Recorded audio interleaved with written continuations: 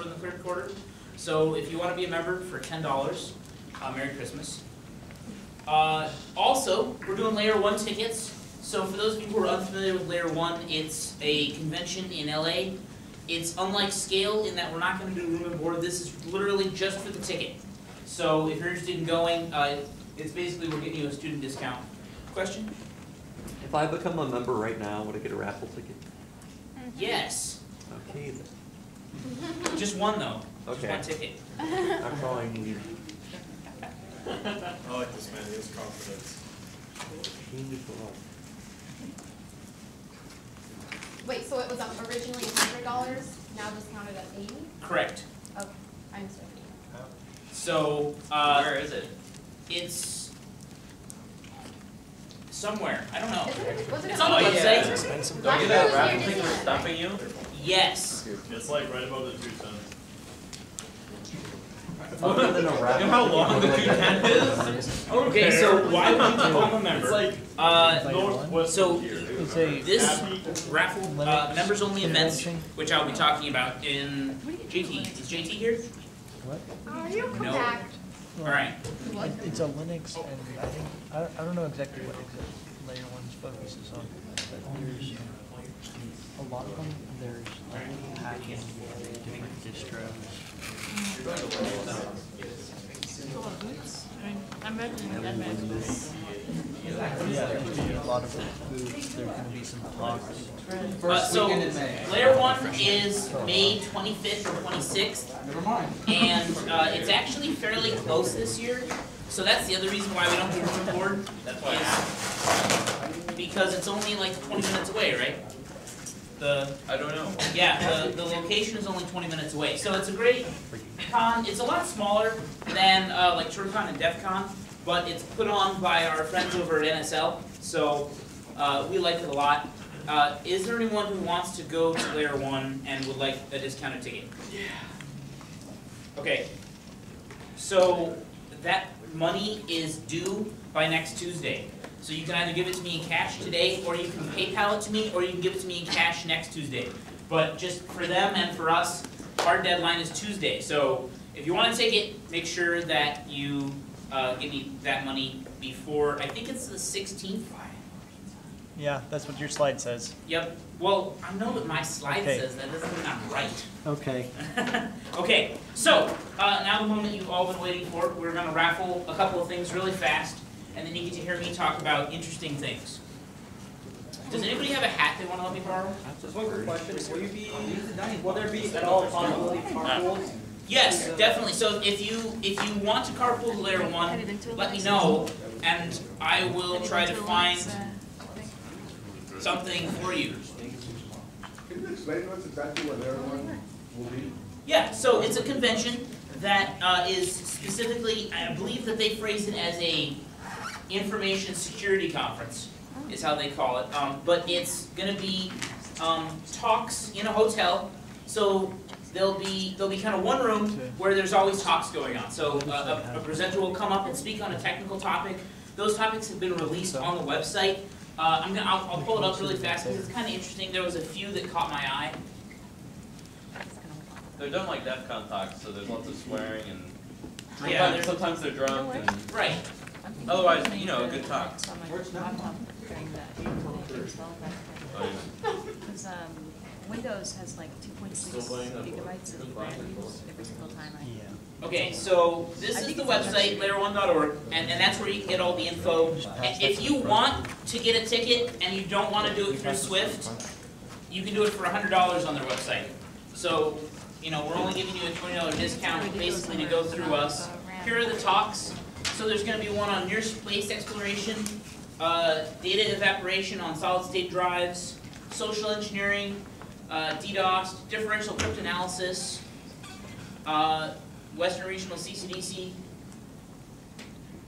Hardware Reverse Engineering 101, that was one that I was interested in. So there's lots of very technical talks. At the same time, there's going to be competitions and contests. So there's a hardware hacking village where you can go in, they'll have solder stations up, you can build boards. The guys at NSL are very focused on hardware, so that's a lot of the convention revolves around that. Also, there is going to be a Tamper Evident contest. Are you doing that this year? Yes. Okay. So and there's a hardware hacking contest. So basically, generally the badges are electronic. That's most often the cost of the cons is the badges and the location itself. So the badges are electronic. It's a circuit board. You can hack it. They have competitions to see who can do the coolest stuff. Last year, I took second place in How that. do they look like this year? They haven't released what the badges look like yet. This year. Yes, that's a correct sentence. Oh. So I don't know. It should be awesome. Last year they had designs. I don't think that this is going to happen in time for the con, but they had designs for every badge was going to be a quad rotor. And you're going to put little cell phone motors on there and it can fly around, but I don't think they got that figured out in time. It is cool though. So that's layer 1. Badges flying around the convention. Also, coming up for Swift is elections. So if you're interested in Swift, have you thought, man, I would like to get more involved? Would you like to be on eBoard? eBoard is our elective board. It's basically the group of people that run. If you're on eBoard really fast, throw up your hand. So we've got some people in the room that are eBoard. We actually have a fairly large eBoard and it's been great. I will not be president next year. I will still be around and helping, but just because of my studies, I'd like to focus on those, so I'm going to be stepping down. I'm going to be taking the official position of village elder. I think that's self-elected. We'll make sure to put you on the side. Right, yeah. So if you want to do eBoard, the way elections work is we take applications, and that's a scary word, and I saw several of you cringe just now. But what I mean by applications is you just tell us, hey, I'd like to be on eBoard. So send me an email, we'll put together a list. If you have a specific position in mind, then let me know. What kinds of positions are there? Well, basically, there's 4 core positions that are required by ASI, and then anyone else interested, generally we find a position for. So there's president, vice president, treasurer, and secretary. I know some of those people will be coming back to fulfill those roles, but if you're interested in one of those, specifically state it in the email. Otherwise, you can just say, hey, I'm interested in being on eBoard. What does that entail? We will be doing elections immediately after the CCDC team gets back from nationals, which I believe is in 2 weeks, 3 weeks. Somebody at eBoard help me out. Nothing. All right, somewhere there. It's 2 or 3 weeks, so we'll be doing elections soon. So if you're interested, send me an email. As a side note, I sent out an email about the Raytheon hacking workshop, and if you did not receive a response from me, there is a strong likelihood that we don't have space. I received almost 70 emails about that, so I'm working on it. We're trying to figure it out. But I emailed back all the people that were on our original 20 list. I'm trying to see if there's a way I can expand it to have more, but because the workshop requires machines for each person. Sorry, is that the one on Sunday? Yes. Cool. So, I should email you. no, you shouldn't. Fine. At this Too late. point.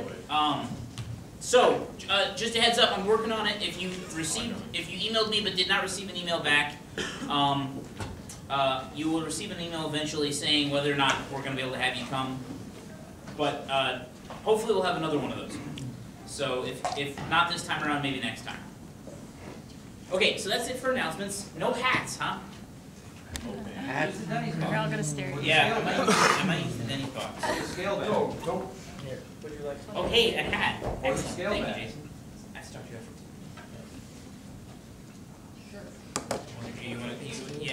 You might. Okay, so the first thing we're going to raffle off is this wonderful scale bag. Which Last is, 3 are 275. yay! Very exciting. Always. This goes for hundreds of dollars on eBay, I've heard. Hundreds. That's not it. Must be Rick. Yeah, it's got stuff in it. Oh yeah, it does have stuff. Free stuff. The blue bag with green bag. Okay, this is for a Steam game. 270. Yeah. Okay, so we don't, I mean, it's digital content. I don't have anything to give you, but Give him a high five. send. Yeah! Yeah! Okay, cool. So send me an email. All right. And I'll forward it to Alejandro because he's the one who's actually. So it'll be pick a Steam game under $10. Okay. Cool. We got one more of those. 2 Steam games. 281. All right, send me an email. Okay. With your Steam ID or whatever it's called. Yeah, that'd be great if you could send me your. Actually, yeah. And then, okay, so we have something actually kind of special for you today. So what it is Is it pie? it is pie. It's a You want me to come up there and explain it? yeah. I understand. Yeah, so Jeff is very generously donating the Raspberry Pi that he won at scale. So I'm going to let him explain. So in this nice lovely Days Pi box here, I've got a Raspberry Pi starter kit. In here you'll have your Raspberry Pi PC, you'll have a charger, a micro USB to actually power it. You'll have the actual SD card with the operating system and a copy of Minecraft on it. And just some audio video cables, all that stuff. Nice little lovely gift box for whoever wins this. Okay, so these are pretty dang well mixed up at this point. So wait. Wait. We had one launch. Whoa. Here, put it back in and we'll just. Yeah, that's right. Statistical fairness. I just want everyone to see. 362.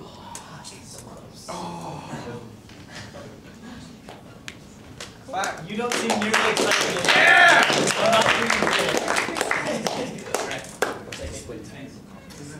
All right, guys. That's it for the raffle. So, moving on, time. Thanks, Jason. Sad moment. So nobody wanted to do layer 1 today, huh? Nobody wants to pay me cash. Right. I know that email went out late for ECE, but you CS and CIS people have no excuse. Other than being poor. Right. Poor is definitely a valid excuse. So, like many Zach presentations, I have a little bit of show and tell and some pictures. I don't have any cat pictures. It's We have a cat amazing. It's okay. There was a cat live stream up before you That's came true, in. which is infinitely better than a cat picture, one would think. Got a little squishy. Okay, so I'm going to start with what is ADSB, because a lot of you are like, why do I care, Zach? I'll tell you. So ADSB stands for the Automatic Dependent Surveillance Broadcast, and it is a protocol, a tracking protocol that's going to be implemented by the U.S. government by 2020. Basically, January 1st, 2020, all regular U.S. air traffic will have an implementation of ADSB. So what does it do? It sends a signal that contains a large amount of information containing long, altitude, heading, what else? Country of origin, speed. Airspeed is definitely one of those. So it has 2 frequencies that it operates at, 1090 megahertz and 978 megahertz. So below 18,000 feet is the 978 megahertz. For those of you who are familiar at all with location systems on aircraft, 1090 is already a very full frequency spectrum. So they're trying to do, basically for small craft, they're going to do the 978 megahertz. Yes. I thought I read that it also can transmit weather, or was that something else?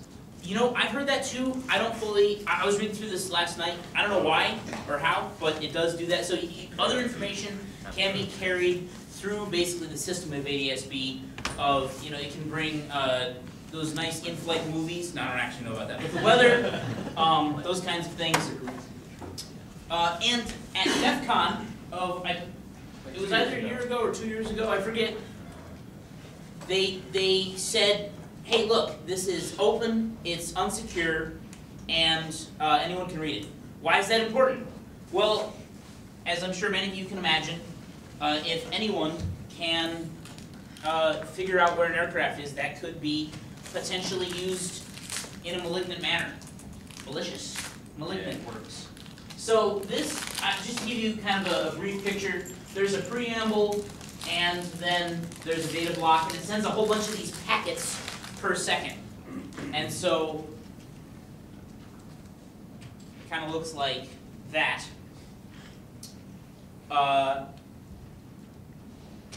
So here is a brief depiction of how ADS-B works. So you've got an aircraft, and it's transmitting something. This is a picture of something like a 747-787, so it's probably in the 1080 range.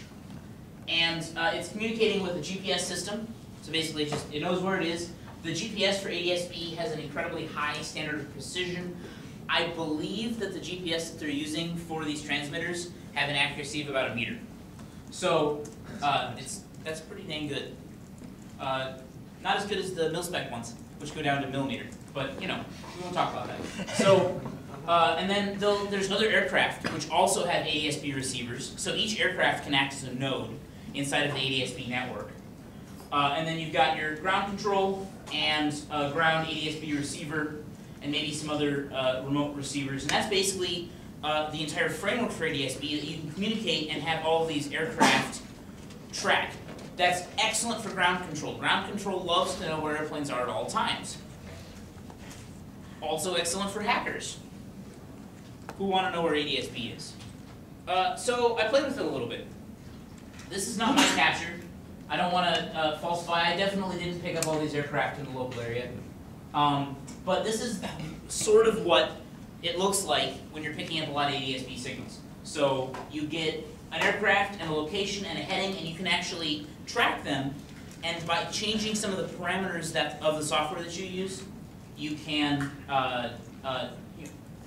basically either very closely track them or sort of have a broad spectrum. Are you picking up a signal every 30 minutes, every 5 minutes, every 30 seconds?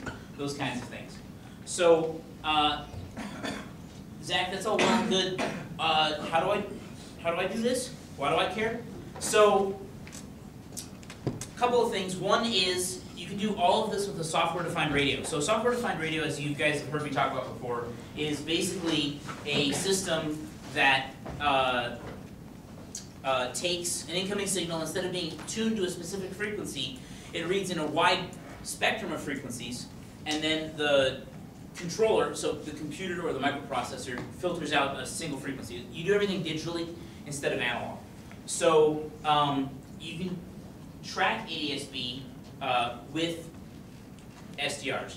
It's very, very, very achievable and affordable because there is an SDR that's $20. It actually starts out life as a TV dongle for reading DVR, that kind of stuff. And you can read in 40 megahertz up to like 1.9 megahertz. And so you have this huge spectrum. You get all of AM, basically, all of FM. The only thing you don't get that would be of interest would be wireless, basically. So it's a $20 USB thing that you stick into your computer. It comes with an antenna, and immediately you can begin picking up ADS-B signals. I was doing it in my dorm room, like all over spring break. It was awesome. So there's a number of software. If anyone is interested specifically about which dongle, let me know. There's all kinds of articles online. So for $20 you can pick up and start playing with radio. It's great fun. I spent probably the better part of one night just listening to random Spanish channels. It was great fun. So this is a software called ADS-B Sharp. So there is a SDR software, which is kind of where this whole thing started. Is I was trying to play with my new $20 software-defined radio, and I needed a software to be able to look at the waterfall, which is basically the signals coming in over time. So you see, okay, that's an FM signal. There's some modulation. That's probably a signal. Those kinds of things. So that's called SDR Sharp. It's a great software. It runs on Windows and Linux, and it's already configured to work with the dongle that I was using. And there's a great tutorial online as to how to do all of that. So there was very little thought involved.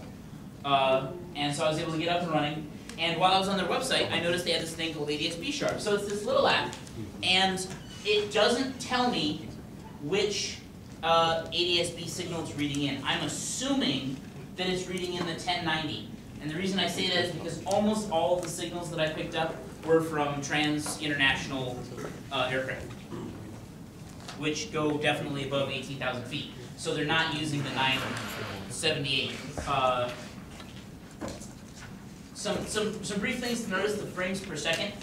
So that's basically how many of those packets that I showed earlier are coming in and it's receiving. Not every packet is an entire signal. There's a lot of information. Each packet, just like in a standard network, contains a little bit of the signal. So you need enough of the frames, enough of the packets to get the whole ADS-B broadcast. So you may see 40 frames a second, but you won't actually get that many, and there actually has to be an aircraft coming by at the time to get that many frames. What's cool about this is it's literally, you fire it up, and if it recognizes you see on your device it says EasyCap USB, that's the dongle that I was using, and you just hit start, and it immediately starts passing stuff over port. You can choose it, but in this case it's the default, which is 47806, which gets passed to another software called ADS-B Scope. And ADS-B Scope is where you can actually see the aircraft show up. This is the super boring picture that I took beforehand. No, this is great. Let me explain this. So, I took a picture, I was building this presentation, and I was like, oh, I should actually show aircraft that I've tracked. How cool would that be, right? And I fired up, and nothing was going by at the time, and I was like, it's okay, I'll let it run overnight to get a whole bunch of signals, and then I can show all the stuff. And I let it run all night, and nothing flew overhead. Nothing that I picked up. That's crazy. That's never happened before. So that's why you guys get a really boring picture. And that's why I lied earlier with the other exciting picture with all the aircraft, because that actually is what it should look like. Nothing. I was really frustrated, in case you couldn't tell. But this is what the software looks like. So it automatically reads in packets, and this is nothing more than you download it, you fire it up, and you say read raw packets, and you're done. So with 5 or 6 button clicks, you can be up and reading ADS-B. And then, that was it for my pictures. So, I was not getting very many aircraft. I was getting maybe 1 or 2 an hour, and I know there's more out in the space than that. And so I was wondering if perhaps it was my antenna that was causing the issue, because it was the crappy one that came with the DVR, and it's about this long, and it's not intended to pick up ADS-B for obvious reasons. So what I went ahead and did was, there's a tutorial online. Actually, I found it on the SDR Sharp website. So if you go to their website, there's the guy who writes that software runs a blog. And on that blog, there's a lot of documentation about how he wrote ADS-B Sharp, how to interface with ADS-B Scope. It's really great. There's quite a bit of information. And so, probably hard to see, but I made this little 4-inch omnidirectional antenna and hooked it up to a 25-foot coax. And I'm definitely not going to put it on my roof. I wouldn't do that. But if you wanted to pick up signals, that's where you put it, is on your roof, right? So I tried it out, it works great. The only difficulty of this was the connector that I chose is a UHF, ultra high frequency, which is great for the frequency that we're in, but is not compatible with the connector to the dongle, which is PAL, which is, as you guys know, a TV connection. And so if you want to go from UHF to PAL, you actually have to solder the connectors yourself, which is not difficult, but for someone just getting started, it's not plug and play. So ADS-B is kind of cool because you can actually track aircraft that are up there. It's not illegal. There's nothing shady about it. The information is public because it's being broadcast unencrypted. So there's nothing wrong with reading it. And the other interesting thing is that it's going to be on all air traffic. And it's being utilized for more than just location. Because you can get heading, you can get speed, all kinds of interesting, crazy stuff.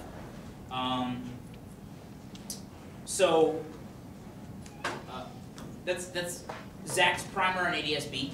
Hopefully you found it interesting. That's all I have to say. If there's any questions, I'd be happy to answer them. We're ending a little early today. If you want to pay for Layer 1, come talk to me. If you want to be on eBoard, send me an email. Thanks, guys. We'll see you next week. If you want more pizza, go get it. Yeah, finish off the pizza.